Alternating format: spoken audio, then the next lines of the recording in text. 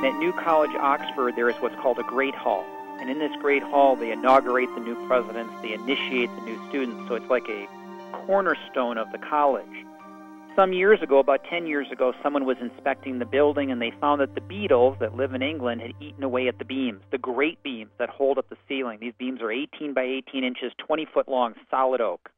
And of course, they reported this to the, shall we say, the board, and the board was told they had to replace the beams.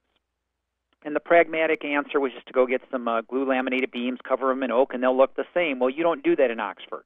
Oxford's an institution with deep, long-standing truths, and they said, well, we must find oak beams. Well, a chuckle from the group, where would you find an oak tree like this? And, of course, that was the problem. So they were puzzled. They called the gardener in, the man that takes care of all these multiple grounds that Oxford has, many pieces of land all over England. And he said, gentlemen, follow me. And he led him out to a piece of property out in the middle of nowhere. And here standing were gigantic oak trees, huge oak trees, more than big enough to cut the beams. And he said, gentlemen, 500 years ago when we built the college, we knew one day the beetles would eat the beams.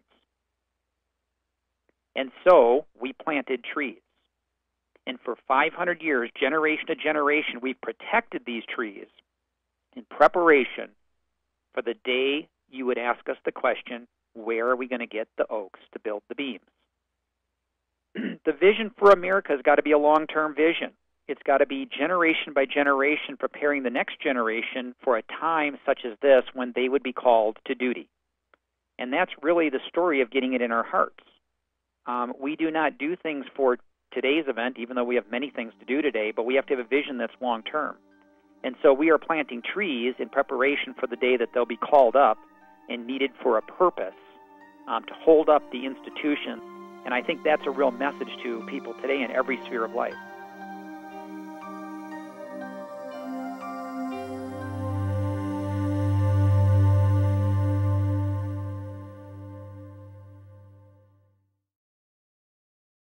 It's been over 200 years now, and America finally has her own playing cards.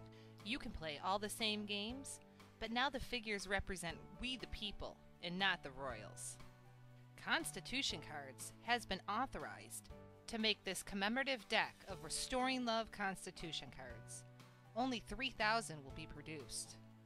Please go to our website for more information at constitutioncards.com. That's constitutioncards.com.